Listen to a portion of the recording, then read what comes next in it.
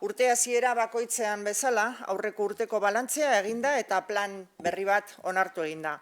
30 jarduera hildo biltzen dituen plan bat, lan ikuskaritzari buruzko azpitalde berri bat sortzea eta bere zeregina herritarren artean zabaltzeko konpromisoarekin. Horretaz gain, erakundeen partaidetzarako legea egingo duen talde berri bat sortu da, gizarte eragileek gizarte demokratiko batean duten zeregina garatzeko. Eta beste bat ere egongo da, teknikoa, langileen osasunaren eta enpresetako giza baliabideen kudeaketa hobetzeko proposamenak aztertzeko. Beraz, mahai honek ondo funtzionatzen du eta egiten duguna enpresei eta langileei helarazten zaie. Pandemiaren krisiari arrakastaz heltzeko egin dugu hori, eta hori egin nahi dugu Europan dagoen egoera berriaren aurrean. Tragedia humanitarioa eta mehatxua gure ekonomiarentzat eta gure aurrerapenarentzat. Eta hor berriz ere Jaurlaritzak eta gizarte eragileak elkarrekin erantzun beharko diogu.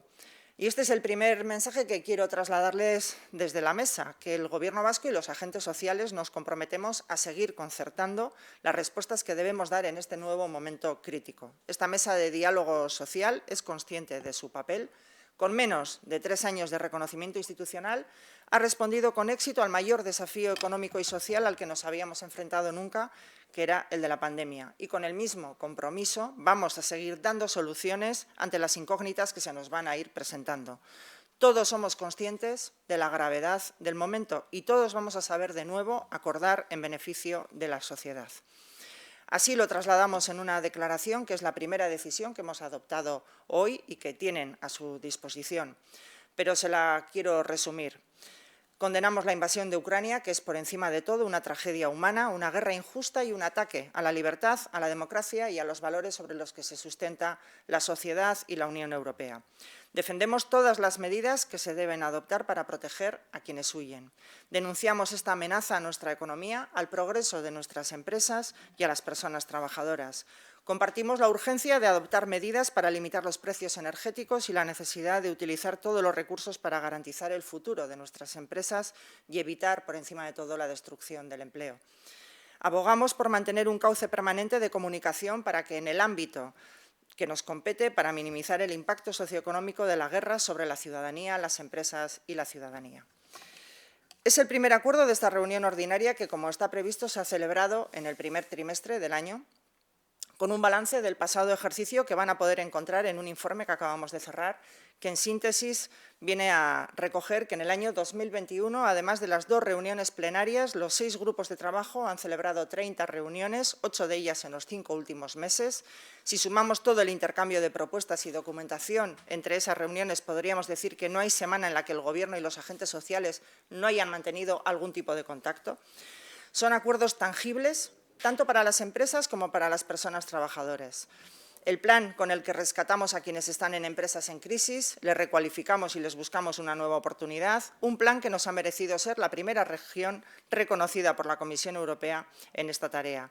Los que están explorando nuevos nichos de empleo, el del Marco Vasco de Cualificaciones Profesionales, los que se desarrollan para el Pacto por una Transición Justa a la Industria 4.0, el de asesoramiento y acompañamiento para el despliegue de los planes de igualdad en las empresas, el que ha dado como resultado la Estrategia de Seguridad y Salud en el trabajo 2021-2026 o el de los complementos de los ERTE, que volvimos a prorrogar en octubre y nos sitúa como la única comunidad autónoma que lo ha mantenido, porque no olvidamos que, aunque cada vez haya menos personas afectadas, hay quienes tienen ingresos especialmente bajos y les debemos de seguir acompañando. Y, en segundo lugar, hemos aprobado el plan de trabajo propuesto por los 6 grupos existentes, que contienen 30 líneas de actuación, algunas de seguimiento y participación activa de los agentes en los programas acordados y en la elaboración de la Ley del Sistema Vasco de Empleo. Tienen también acceso a ese plan. Hay actuaciones que afectan a los demás departamentos que participan en la mesa. Yo les quiero citar los que conciernen a los míos, que vamos a elaborar el primer plan de gestión de la Inspección de Trabajo para facilitar el seguimiento y participación de las actuaciones. Crearemos un subgrupo en el ámbito de esta mesa y la creación de un nuevo grupo interdepartamental abierto a otros actores más allá de esta mesa para analizar propuestas de mejora en las condiciones de salud de las personas trabajadoras y en la gestión de los recursos humanos.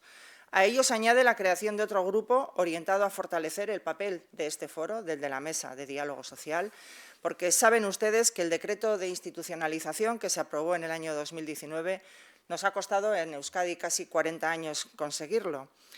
Y el mismo decreto prevé la posibilidad, en su exposición de motivos, de dar un rango normativo superior a la Mesa a través de una ley de participación institucional. Es algo que ya existe en otras comunidades autónomas y que supondría desarrollar el artículo 7 de la Constitución, que es quien otorga un papel esencial a los agentes sociales en la participación de las políticas públicas en el ámbito de su actuación. El diálogo social es, además de eficaz, un valor democrático. Quienes hemos decidido concertar las decisiones que afectan al progreso y a la calidad del empleo, damos ahora un paso más. Los hechos y los datos nos demuestran que está siendo un acierto y lo estamos viendo ahora con la reducción de la temporalidad como consecuencia de la última reforma laboral. Por eso nos ratificamos en la eficacia de esta fórmula y además nos comprometemos a divulgarla.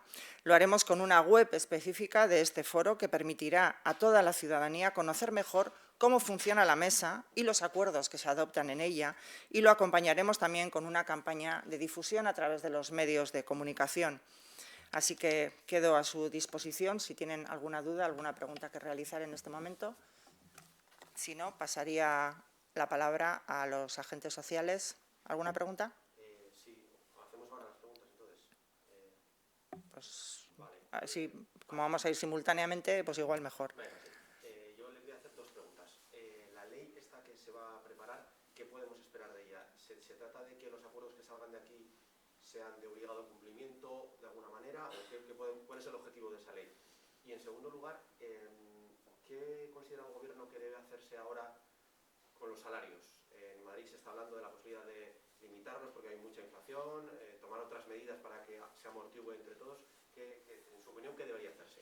Bueno, fundamentalmente lo que tiene especial valor en Euskadi es el funcionamiento de la mesa de diálogo social, el que en la legislatura pasada se hiciera el esfuerzo por institucionalizarla a través de un decreto, y lo que tratamos de poner en marcha con este nuevo grupo de trabajo es seguir caminando en ese firme paso de consolidar el diálogo social en Euskadi como un medio para que los agentes sociales participen en las políticas públicas de manera directa, ¿no? Y, por lo tanto, se trata de consolidar y mejorar el funcionamiento de la mesa de diálogo social, ¿vale? No tanto la validez o no validez de los acuerdos, porque los acuerdos que adoptamos son plenamente válidos.